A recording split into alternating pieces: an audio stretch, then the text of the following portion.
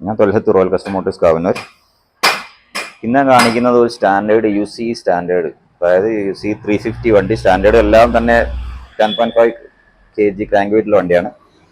അപ്പോൾ നമ്മൾ CI എഞ്ചിനിലേക്ക് എല്ലാവരും CI എഞ്ചിൻ ലോ സ്പീഡിൽ പോകാൻ വേണ്ടിയിട്ടാണ് എല്ലാവരും CI എഞ്ചിൻ ഉപയോഗിക്കുന്നത്. പിന്നെ അവർ ലോ സ്പീഡ് കപ്പാസിറ്റിയാണ്, ആ ലോ സ്പീഡിൽ ഉണ്ടാകുന്ന ആ ഒരു ടോർക്കാണ് ശരിക്കും CI എഞ്ചിനിലേക്ക് എല്ലാവരും ആകർഷിക്കാനുള്ള കാരണം.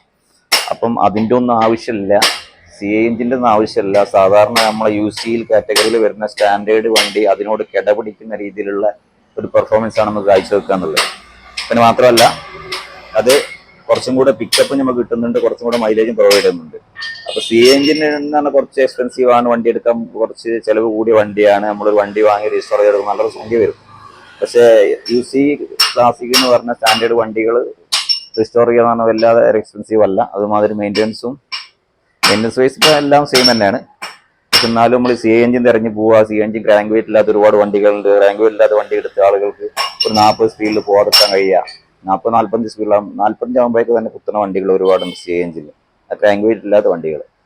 ഇപ്പോൾ ക്രാങ്ക് വെയിറ്റുള്ള വണ്ടി ഓക്കെ. അപ്പോൾ ഈ നമ്മൾ യൂസ് ചെയ്യാൻ അതിൻ്റെ ബെനിഫിറ്റ് എന്താണെന്ന് വെച്ചാൽ അതേ സ്ലോ സ്പീഡിൽ പോകാനും കഴിയും, അതേമാതിരി പിക്കപ്പും കിട്ടുന്നുള്ള പ്രത്യേകത ഉണ്ട്. പിന്നെ കമേഴ്ഷ്യലി കുറച്ച് പിന്നെ ഓടിക്കാനുള്ള ആ ഒരു പെർഫോമൻസ് വൈസ് നോക്കുകയാണ്, കുറച്ചൊരു പെർഫോമൻസ് നമ്മൾ പ്രദാനം ചെയ്യൽ CI എഞ്ചിനാണ്. മറ്റേ പക്ക ഒരു സ്ലോ സ്പീഡ് വണ്ടിയാണ്. സ്റ്റാൻഡേർഡ് വരുന്ന 10.5 kg ക്രാങ്ക് വെയിറ്റ് വരുന്ന വണ്ടികൾ സ്ലോ സ്പീഡ് വണ്ടിയാണ്. അതേ 10.5 ക്രാങ്ക് വെയിറ്റ് വണ്ടിയാണ് നമ്മളെ UC സ്റ്റാൻഡേർഡ് വരുന്നത്. ആ ഒരു ടെസ്റ്റ് റൈഡാണ് ഞങ്ങൾക്ക് കാണിച്ചു തരാൻ പോകുന്നത്. എത്രത്തോളം അതിൻ്റെ പെർഫോമൻസ് ഉണ്ട് എന്നുള്ളത് വളരെ വ്യക്തമായിട്ട് വീഡിയോയിൽ കാണിച്ചു തരുന്നുണ്ട്. ആ വീഡിയോ കണ്ടിട്ട് നിങ്ങൾ തീരുമാനിക്കുകയാണ് ഏത് വണ്ടിയാണ്, CI ഇതിലേക്ക് പോകണോ അതോ നമ്മുടെ കയ്യിലുള്ള UC സ്റ്റാൻഡേർഡ് തന്നെ എടുക്കണോ എന്നുള്ളത് നിങ്ങൾ തീരുമാനിക്കുക. അത് നിങ്ങൾക്ക് കിട്ടും. വീഡിയോ മുഴുവനായിട്ട് കാണാൻ ശ്രമിക്കുക. ഈ വീഡിയോ നിങ്ങൾ അവസാനം വരെ കാണാൻ ശ്രമിക്കുക കേട്ടോ. കാരണം നിങ്ങൾക്ക് ഈ വണ്ടിൻ്റെ ടോർക്ക് ശരിക്കും മനസ്സിലാവണമെന്നുണ്ടെങ്കിൽ അവസാനം വരെ വീഡിയോ കണ്ടാലേ മനസ്സിലാവുള്ളൂ. ഞാൻ ഈ ഓടിച്ച് കാണിച്ചു തരാണ്, നിങ്ങൾക്ക് ലൈവായിട്ട് ഓടിച്ച് കാണിച്ചു തരാണ്. ഇതിൽ കറക്റ്റ് ട്യൂൺ ചെയ്തെടുത്തിട്ടുള്ള വണ്ടിയാണ്. അപ്പോൾ വണ്ടി ഞാൻ പറഞ്ഞല്ലോ, ഇങ്ങനെ കിക്ക് ചെയ്ത കൈ കൊണ്ട് സ്റ്റാർട്ട് ചെയ്യാൻ പറ്റിയ രീതിയിലുള്ള കണ്ടീഷനിലാക്കിയ വണ്ടിയാണ്. ഇതിൻ്റെ പ്രത്യേകത പറഞ്ഞാൽ ലോ സ്പീഡ് കപ്പാസിറ്റി എന്ന് പറഞ്ഞാൽ CI എഞ്ചിൻ്റെ കിടപിടിക്കുന്ന ലോ സ്പീഡ് കപ്പാസിറ്റി ഉണ്ട് എന്നുള്ളതാണ് ശരിക്കും വാസ്തവം. അതുമാതിരി തന്നെ CI എഞ്ചിനേക്കാളും കുറച്ചുകൂടി പെർഫോമൻസും കൂടുതലാണ്.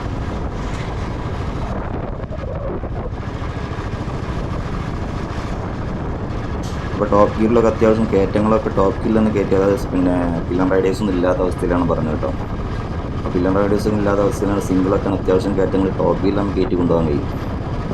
അപ്പോൾ നമ്മളെ വണ്ടി ഫ്ലോ ആക്കി എടുക്കുക എന്നുള്ള നമ്മൾ ആദ്യം ചെയ്യേണ്ടത്. അതായത് നമ്മൾ സാധാരണ ചെറിയ സ്പീഡിലല്ല ലോ കിലോമീറ്റർ ഓടിയ വണ്ടികൾ, ചെറിയ കിലോമീറ്റർ ഓടിയ വണ്ടികൾ, സാധാരണ ഒരു UC എഞ്ചിൻ, പഴയ CI എഞ്ചിനൊക്കെ പറഞ്ഞിരുന്നത് അന്ന് കമ്പനി ഇറക്കുന്ന സമയത്ത് പറഞ്ഞത് 25,000 കിലോമീറ്റർ ആയിരുന്നു എഞ്ചിൻ സെറ്റ് ആവാനുള്ള ടൈം.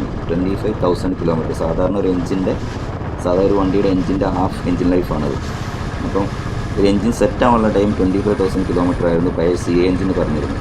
അപ്പോൾ പഴയ CI എഞ്ചിൻ എടുത്ത പല ആളുകളും പിന്നെ ലോ കിലോമീറ്ററുള്ളത് 5-10 കിലോമീറ്റർ ഓടുമ്പോൾ വണ്ടി സ്മൂത്തില്ല, സുഖമല്ല ഓടിക്കാനോ, വൈബ്രേഷൻ കുത്തി കളിക്കുന്ന പറഞ്ഞിട്ട് പല ആളുകൾ ആ കാലത്ത് 2009 ഒഴിവാക്കിയത് എൻ്റെ പേഴ്സണലായിട്ട് അനുഭവമുണ്ട്.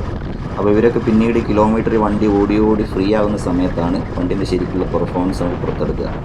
ആ എഞ്ചിൻ്റെ ടൈറ്റൊക്കെ ഒന്ന് മാറി വണ്ടി നല്ല ഫ്രീ ആയിട്ട് ഫ്ലോ ചെയ്യാൻ തുടങ്ങും.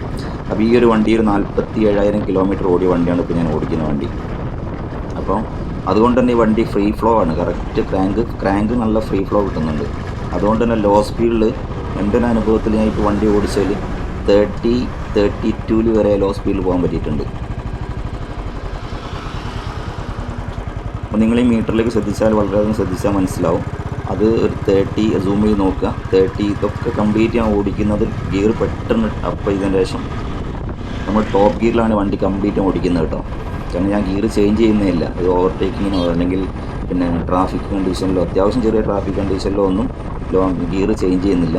ഞാൻ 35 ആയതിന് ശേഷം അതിൽ നിന്ന് പിന്നെ ഗിയർ ചേഞ്ച് ചെയ്യാതെ വീണ്ടും തിരിച്ചെടുക്കുകയാണ് ചെയ്യുന്നത്. അതായത് ഗിയർ പിന്നെ ഡൗൺ ചെയ്യേണ്ട കാര്യമില്ല, രണ്ടാമത് ആക്സിലറേഷൻ കൊടുക്കാൻ വേണ്ടി. അപ്പോൾ നമ്മളെല്ലാ CI എഞ്ചിൻ വണ്ടികളും കറക്റ്റായിട്ട് പ്രോപ്പറായിട്ട് സർവീസ് ഉദ്ദേശിച്ച് കാർബറേറ്റർ ട്യൂണിങ്, എയർ ഫിൽറ്റർ, ഈ ഒരു കാര്യങ്ങൾ കറക്റ്റ് എല്ലാ കാര്യങ്ങളും ഓക്കെ ആയിരിക്കണം. വീൽ ജാം ഉണ്ടാകാൻ പാടില്ല, ഫ്രണ്ട് വീൽ ജാമിങ് നോക്കണം, ബാക്ക് വീൽ ജാമിങ് നോക്കണം, ചെയിൻ സ്പ്രോക്കറ്റിൻ്റെ പിന്നെ പ്ലേ നോക്കണം, ഓവർ ടൈറ്റ് ഉണ്ടാകാൻ പാടില്ല.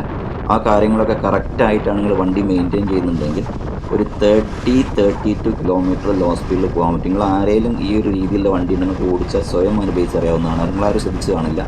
അപ്പോൾ എല്ലാവരും കരുതിയേക്കുന്നത് നമ്മൾ CNG മാത്രമേ ലോ സ്പീഡ് കപ്പാസിറ്റി ഉള്ളൂ എന്നുള്ളതാണ്. 10.4 അതായത് 10.5 അടുത്ത് ക്രാങ്ക് വെയിറ്റുള്ളൊരു വണ്ടിയാണിത്. അതുകൊണ്ട് തന്നെയാണ് സ്റ്റാൻഡേർഡ് എന്ന വണ്ടി ആ റെട്രോ സ്റ്റൈൽ പൂർണ്ണമായിട്ട് കീപ്പ് ചെയ്ത വണ്ടി എന്ന നിലയ്ക്ക് എല്ലാവരും സ്റ്റാൻഡേർഡ് പ്രിഫർ ചെയ്യാനുള്ള കാരണം. ഇപ്പോൾ പഴയ വണ്ടികൾ CNG ഉപയോഗിച്ച ആളുകൾ സ്റ്റാൻഡേർഡ് മാത്രം അവർക്ക് ഉപയോഗിക്കാൻ പറ്റില്ല. ഒരു ക്ലാസിക് ഉപയോഗിക്കുമ്പോൾ വലിയൊരു സാറ്റിസ്ഫാക്ഷൻ കിട്ടില്ല. അപ്പോൾ അതിന് കാരണം ഇതാണ്, ലോ സ്പീഡ് കപ്പാസിറ്റിയാണ്. നമുക്കൊരു വണ്ടിയും കൊണ്ട് പോകുന്ന സമയത്ത് പതുക്കെ ഇങ്ങനെ ടോപ്പ് സ്പീഡിൽ ഇങ്ങനെ പോകാമെന്ന് പറയുമ്പോൾ ഒറ്റയ്ക്കൊരു സുഖമാണല്ലോ.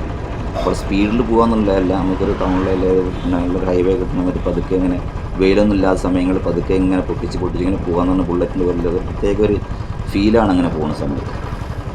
അപ്പോൾ നിങ്ങൾക്ക് ഇത് മീറ്ററിലേക്ക് ശരിക്കും സൂം ചെയ്ത് നോക്കിയാൽ അറിയാൻ പറ്റും. 35 കിലോമീറ്ററിലാണ് 30 വരെ എത്തിയിട്ടുണ്ട്.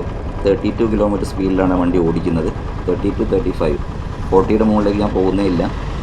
അപ്പോൾ അത് എത്രത്തോളം താഴോട്ട് വരുന്നുണ്ടെന്നാണ് നോക്കുന്നത്. 30 ആയിട്ടില്ലെങ്കിൽ 32ൻ്റെ 35ൻ്റെ ഇടയിലേക്ക് എനിക്ക് ഈ ഒരു വണ്ടി ടോപ്പ് ഗിയറിൽ ഓടിക്കാൻ പറ്റുന്നുണ്ട്. പിന്നെ അതുമാത്രമല്ല, ഓടിക്കാൻ പറ്റുന്നത് അതിന് ആ സ്പീഡിന് നമുക്ക് തിരിച്ചെടുക്കാനും പറ്റുന്നുണ്ട്. ഇതിലും ഗിയർ ചേഞ്ചിങ് ഇല്ല. ക്ലച്ചിൻ്റെ ഭാഗത്തേക്കുള്ള കൈ വെച്ച് നോക്കിയാൽ അറിയാം ഗിയർ ചേഞ്ച് ഞാൻ ചെയ്യുന്നില്ല. അപ്പോൾ ഇത് വളരെ യാഥാർത്ഥ്യമായിട്ടുള്ള വിഷയമാണ് നിങ്ങൾ കാണിച്ചു തരുന്നത് കേട്ടോ. നിങ്ങളതിൽ സ്റ്റാൻഡേർഡ് ഉണ്ടെങ്കിൽ ഇങ്ങനെ ഈ നിങ്ങളെ വണ്ടി ഓടുന്നില്ല എങ്കിൽ ഉടൻ തന്നെ പോയിട്ട് അതിനുള്ള കാര്യങ്ങൾ സർവീസ് ചെയ്തിട്ട് എല്ലാ കാര്യങ്ങളും പ്രോപ്പറാക്കിയതിന് ശേഷം നിങ്ങൾ വണ്ടി ഇങ്ങനെ ഓടിച്ചു നോക്കും.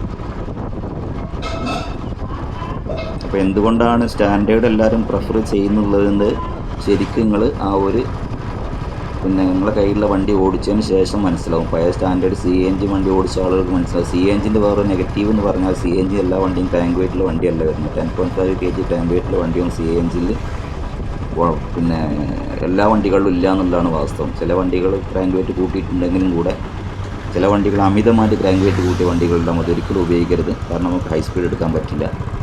കാരണം വണ്ടി രണ്ടിനും കൂടെയാണല്ലോ നമുക്ക് വേണ്ടത്. നമുക്ക് ലോ സ്പീഡിൽ ഓടിക്കുമ്പോൾ അത്യാവശ്യം പിക്കപ്പും കിട്ടും. ഈ രണ്ട് കാര്യങ്ങൾ ചെയ്യുമ്പോൾ ഒരു വണ്ടിയുടെ കാര്യം സക്സസ് ആവുന്നുള്ളൂ. ചില വണ്ടികൾ 10.5 11.5 kg ക്രാങ്ക് വെയിറ്റ് കെട്ടിയിട്ട് ആളുകളുണ്ട്. വണ്ടി അത് ആക്സിലേഷൻ കൊടുക്കുന്ന സമയത്ത് എന്താ സംഭവിക്കുകയെന്ന് ചോദിച്ചു കഴിഞ്ഞാൽ വണ്ടി അങ്ങ് നീങ്ങില്ല. ചിലപ്പോൾ കണക്റ്റോട് ഓടിയാൻ വരെ സാധ്യത ഉണ്ടാവുമല്ലോ ആക്സിലേഷൻ കൊടുത്തു കഴിഞ്ഞാൽ. കാരണം അങ്ങനെയും എൻജിൻ കേസൊക്കെ ബോർ ചെയ്തിട്ട് ക്രാങ്ക് വെയിറ്റ് കൂട്ടുന്ന ഒരുപാട് മണ്ടൻ ചിന്താഗതിയിലെ ആളുകളുണ്ട്. അത് പാരെയും ഇപ്പോൾ എന്ത് നെഗറ്റീവ് കമൻറ്റ് അടിച്ചാലും ശരിയില്ല, അവർക്ക് തന്നെ മനസ്സിലാവും അത് മണ്ടൻ ചിന്താഗതിയാണ്. 11.5 kg പിന്നെ ക്രാങ്ക് വെയിറ്റൊക്കെ ചെയ്ത് വണ്ടി ഓടിക്കുന്ന ആളുകൾക്ക് നമുക്ക് വണ്ടി നടന്നാൽ പോരല്ലോ, ഓടിയും കൂടെ വേണ്ടേ. അത് മനസ്സിലാക്കുക. അത്യാവശ്യ കാര്യങ്ങൾ സ്പീഡ് എടുക്കാനും ഓവർടേക്ക് ചെയ്യാനും കഴിയണം. അപ്പോൾ ആ രീതിയിലുള്ള ഒരു പരമാവധി ക്രാങ്ക് വെയിറ്റാണ് 10.4 10.5. അതിൻ്റെ കൂടുതൽ ക്രാങ്ക് വെയിറ്റിൽ ഒരു വണ്ടി ഒരു കാരണവശാലും നിങ്ങൾ പിന്നെ ചെയ്യാനും അനുവദിക്കരുത്. ചെയ്യുകയും ചെയ്യരുത്. ചെയ്താൽ നിങ്ങൾ ഉപയോഗിക്കുകയും ചെയ്യരുത്. കാരണം അത് നെഗറ്റീവാണ്. കാരണം അത്യാവശ്യ ഘട്ടങ്ങൾ വണ്ടി ഓവർടേക്ക് ചെയ്യാവുന്ന സ്പീഡ് എടുക്കാനൊന്നും പറ്റില്ല. ഓവർ ആക്സിലേഷൻ കൊടുത്തു കഴിഞ്ഞാൽ കണക്ടറോട് പൊട്ടാൻ വരെ സാധ്യതയുണ്ട്. അതുകൊണ്ടും ശ്രദ്ധിക്കുക. ഓവർ ക്രാങ്ക് വെയിറ്റ് ഒരിക്കലും നിങ്ങൾ ചെയ്യരുത്. 10.5 മാക്സിമം നിങ്ങൾ ചെയ്യാൻ പറ്റിയിട്ടുള്ള ക്രാങ്ക് വെയിറ്റ്. അപ്പോൾ അടുത്തൊരു വീഡിയോ ഇടാൻ കാണാം. ബാക്കിയുള്ള കാര്യങ്ങളൊക്കെ ഞാൻ പറഞ്ഞ മാതിരി ചെയ്യാൻ എനിക്ക് ഇതേ രീതിയിൽ വണ്ടി കൊണ്ടുനടക്കാൻ കഴിയുന്നതാണ്. Thanks for watching.